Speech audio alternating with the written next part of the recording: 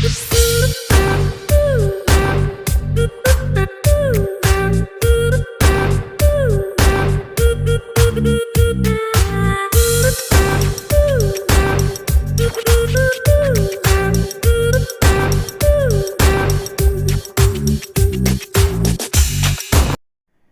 Student, आज हम study करने जा रहे हैं क्लास 11th के वेक्टर एनालिसिस के कुछ रिमेनिंग पार्ट्स। तो जैसा कि स्टूडेंट आपने प्रीवियस वीडियो में देखा है कि हम दिक्कोज्याएं कैसे फाइंड करते थे, किसी वेक्टर की वेक्टर कोसाइन कैसे फाइंड किया जाता है, एक बहुत ही इंपॉर्टेंट फेनोमेना था। आज हम स्टडी करेंगे how to product of two vector, हम दो सदिशों का गुणा कैसे करते हैं। तो इसको हम समझने के लिए आज इस वीडियो को आप पूरा देखिए और मेरे चैनल को लाइक करिए और सब्सक्राइब करिए ताकि मुझे ये पता चले कि आप मेरे वीडियोस को कितना पसंद कर रहे हैं।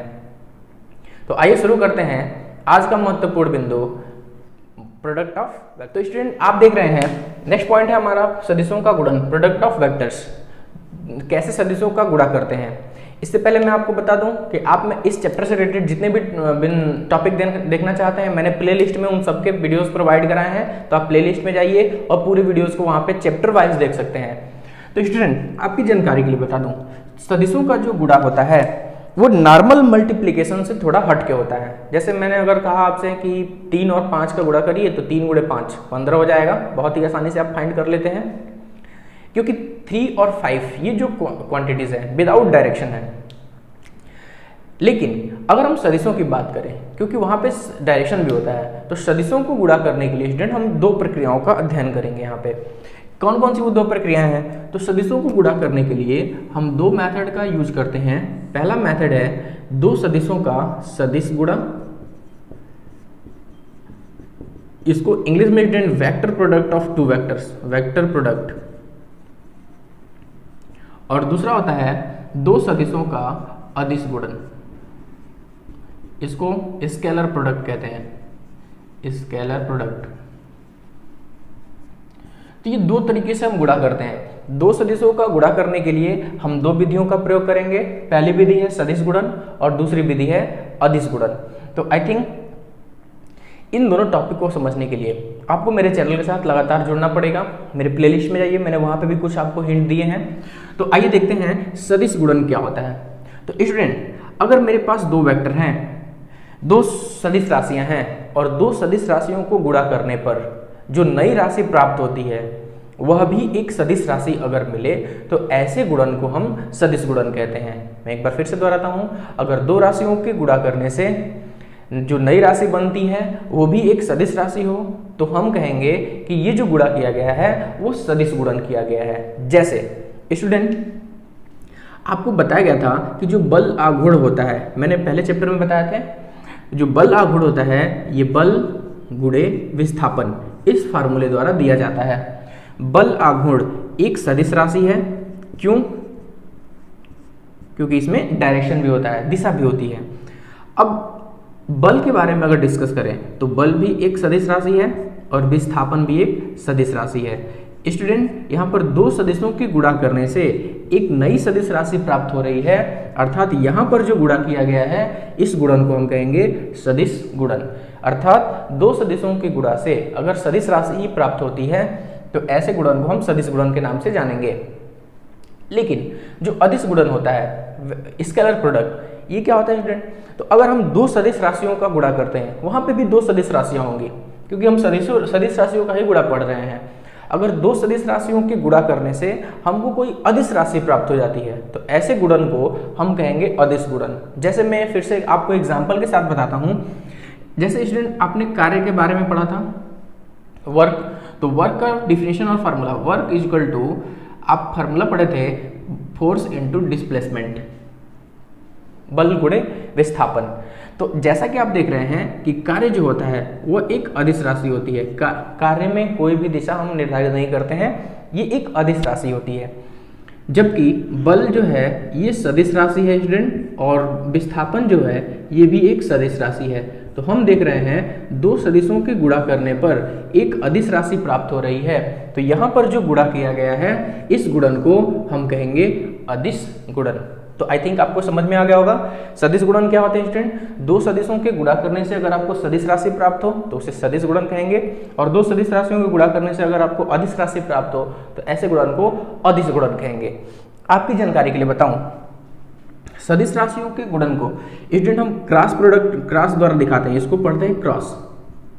ये क्रॉस चिन्ह द्वारा दर्शाएंगे दो सदिश राशियों के सदिश गुणन को, जबकि अदिश गुणन को हम डॉट द्वारा दर्शाते हैं। ये अदिश गुणन है, इसको पढ़ते हैं डॉट।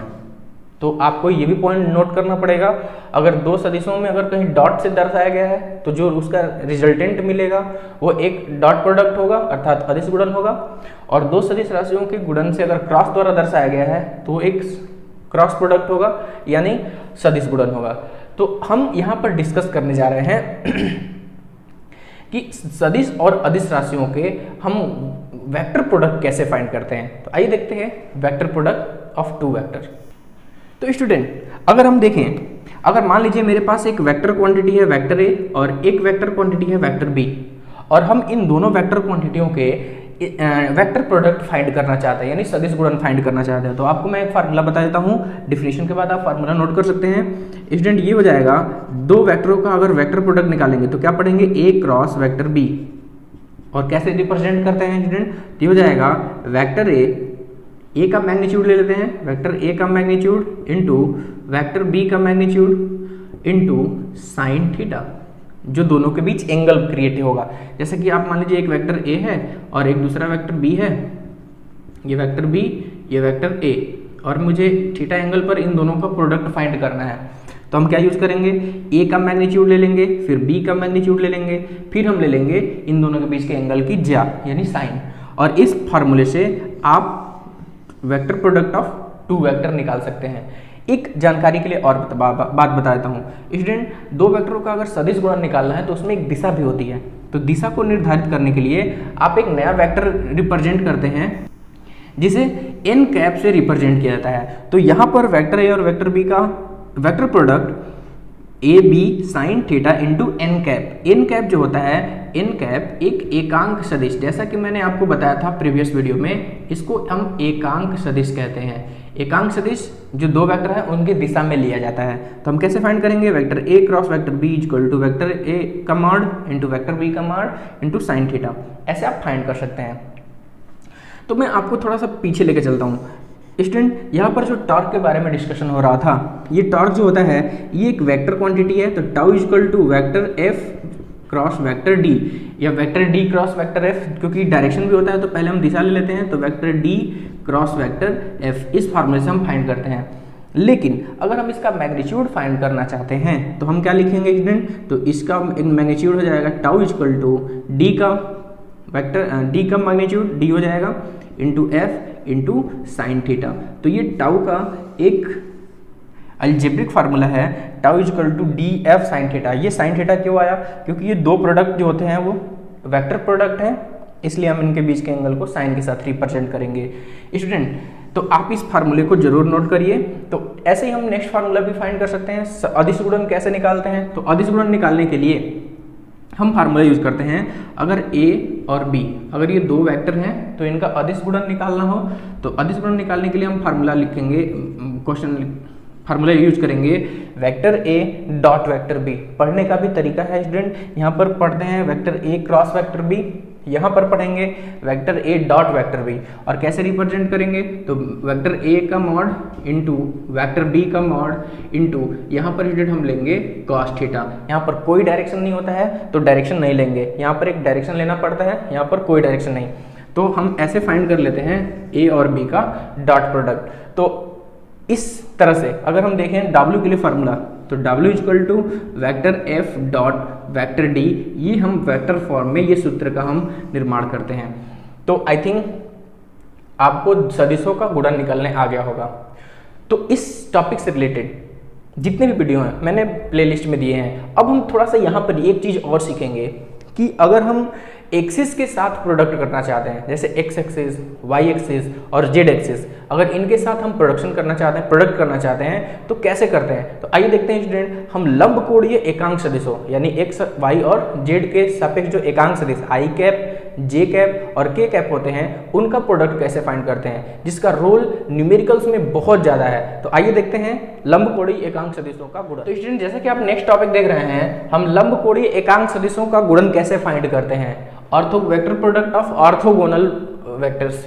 ऑर्थोगोनल वेक्टर के बारे में मैंने डिस्कस किया था आपसे। तो स्टूडेंट अगर हम ऑर्थोगोनल वेक्टर्स लें, जैसे कि आप देख रहे हैं एक्सिस 3 होते हैं, तो मैं रिप्रेजेंट कर लेता हूँ एक्सिस को, ये एक्स एक्सिस, वाई एक्सिस और ये Z axis, X Y and Z. और ये जो ओरिजिन होता है आप जानते हैं, अगर मैं इनकी दिशाओं में एकांक सदिश रिप्रेजेंट करूँ तो एक्स अक्ष की दिशा में एकांक सदिश आई कैप से, वाई एक्सिस की दिशा में एकांक सदिश जे कैप से और जेड एक्सिस की दिशा में एकांक सदिश के कैप से फाइंड करते हैं। अब ये भी आप जानते हैं कि एक्सिस के बीच जो एंगल क्रिएट होता है वो स्टूडेंट 90 डिग्रीज के एंगल होते हैं। तो लंबकोणीय सदिशों का हम दो प्रकार से प्रोडक्ट करते हैं, जैसे कि अभी मैंने बताया, एक सदिश गुणन और एक अदिश गुणन। तो पहले हम निकाल लेते हैं कि सदिश गुणन कैसे फाइंड। तो जैसे कि स्टूडेंट हम पहले निकालेंगे कि सदिश गुणन कैसे फाइंड करेंगे। तो जैसा कि आपको ये पहले से पता है कि जो आई कैप होता है, आई कैप इसका जो मापांक होता है यानी मैग्नीट्यूड 1 होता है, इसलिए इसको एकांक सदिश कहा जाता है। एकांक सदिश क्या होते हैं, जिसका परिमाण 1 हो। तो इसका जो मैग्नीट्यूड हम फाइंड करेंगे स्टूडेंट वो हो जाएगा 1। ऐसे ही जे कैप का मैग्नीट्यूड कितना हो जाएगा, जे कैप का मापांक हो जाएगा ये भी 1 क्योंकि एकांक सदिश है, और के कैप का भी मापांक हो जाएगा 1 क्योंकि ये भी एक एकांक सदिश है। तो हम इन एकांक सदिशों का मल्टीप्लीकेशन सदिश गुणन और अदिश गुणन कैसे फाइंड करते हैं। तो मान लीजिए स्टूडेंट हम 2 सदिश ले लिए, एकांक सदिश आई कैप और जे कैप। इनकी सदिश गुणन को रिप्रेजेंट करना है तो हम क्रॉस द्वारा दिखाएंगे, जैसा कि आपको मैंने पहले ही बता दिया है। तो आई क्रॉस जे ये हो जाएगा, आप फार्मूले पे इसको रखिए, आई का मापांक इंटू जे का मापांक इंटू साइन थीटा। थीटा की जगह पर स्टूडेंट आई और जे के बीच जो एंगल बनता है वो 90 डिग्री, तो मैं यहाँ पे 90 डिग्री ले लूंगा, जैसा कि मैंने फार्मूला पहले ही बताया। और इनकी दिशा में एक लंबकोणीय सदिश, तो लंबकोणीय सदिश स्टूडेंट के कैप है, तो मैं यहाँ पे रिप्रेजेंट कर लेता हूँ के कैप। अब हम यहाँ से फाइंड करेंगे कि कितना इसकी वैल्यू होगी, I cap cross J cap is equal to, तो आई का मापांक स्टूडेंट 1, जे का मापांक भी 1 और साइन थीटा का मान, साइन 90 का मान 1 होता है, और के कैप तो 1 इंटू 1 इंटू 1 इंटू के, रिमेनिंग पार्ट बचेगा के कैप। तो बहुत ही इंटरेस्टिंग रिजल्ट मिला है आपको। अगर आपको आई और जे का सदिश गुणन निकालना है तो एक नया वेक्टर आप फाइंड करेंगे, नई दिशा मिल जाएगी आपको, वो हो जाएगी के कैप की दिशा, के जेड एक्सिस की दिशा। अगर एक्स और वाई का गुणा करते हैं तो आप जेड डायरेक्शन में चले जाएंगे, I cap cross J cap is equal to K cap. बहुत ही इंटरेस्टिंग रिजल्ट है। तो आइए देखते हैं, ऐसे ही अगर हम जे का के साथ क्रॉस प्रोडक्ट निकालना चाहते हैं सदिश गुणन, तो कैसे स्टूडेंट लिखेंगे,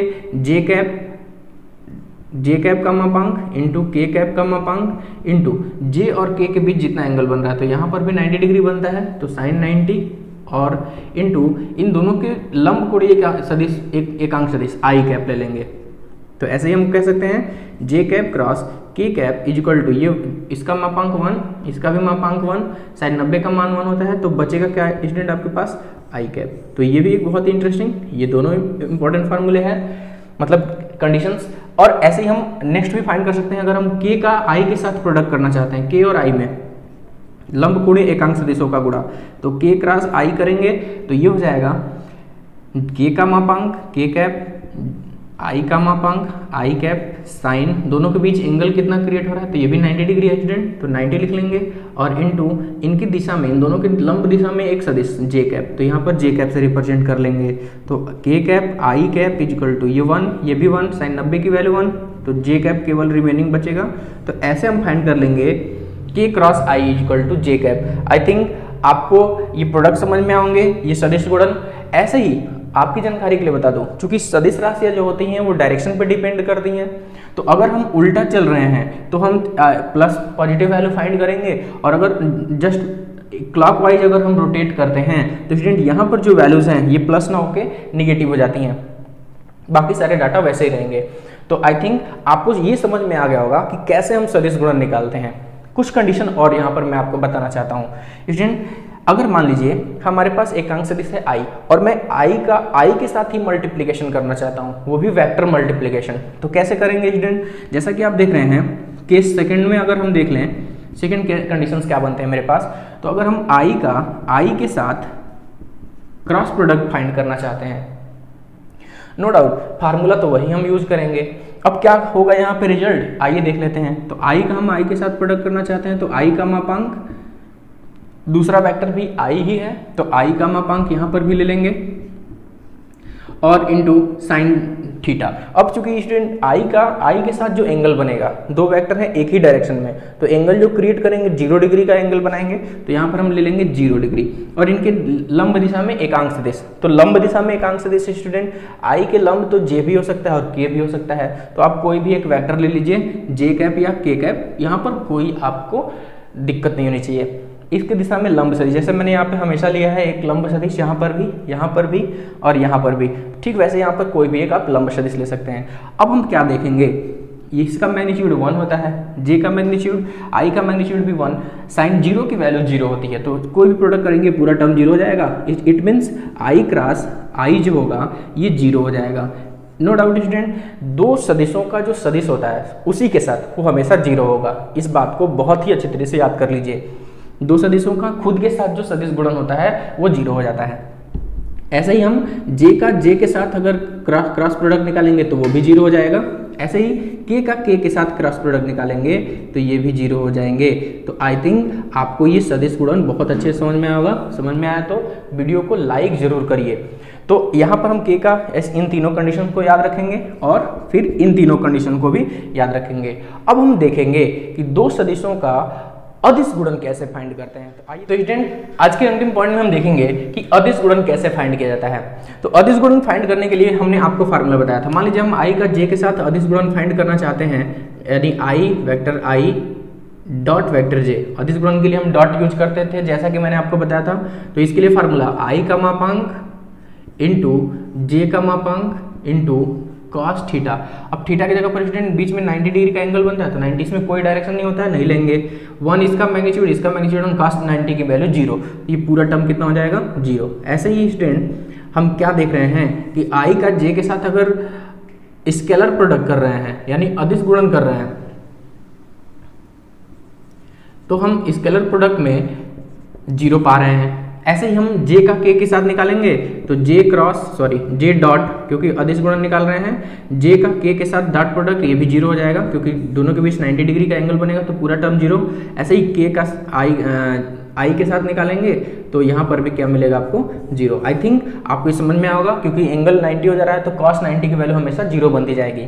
ठीक वैसे ही स्टूडेंट अगर हम किस सेकेंड में देखें, यहाँ पे अगर आई के साथ वेक्टर स्केलर प्रोडक्ट निकालना चाहते हैं तो आई डॉट आई, अब हम यहाँ पर कैसे निकालेंगे, तो आई का मैग्नीट्यूड इंटू फिर से आई का मैग्नीट्यूड इंटू दोनों के बीच का एंगल 0 हो जाएगा, क्योंकि मैंने अभी बताया स्टूडेंट दो वेक्टर पैरेलल हो तो उनके बीच एंगल 0 बनता है।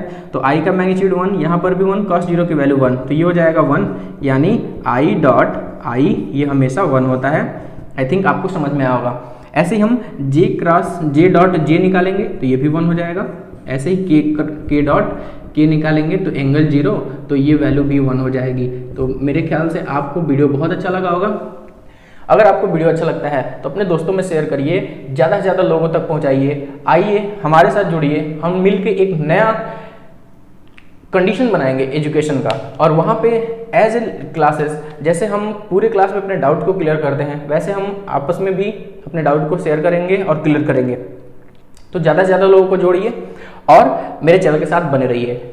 अगली वीडियो में हम आपसे मिलेंगे कुछ न्यूमेरिकल के साथ इस चैप्टर के। तब तक के लिए बहुत बहुत धन्यवाद।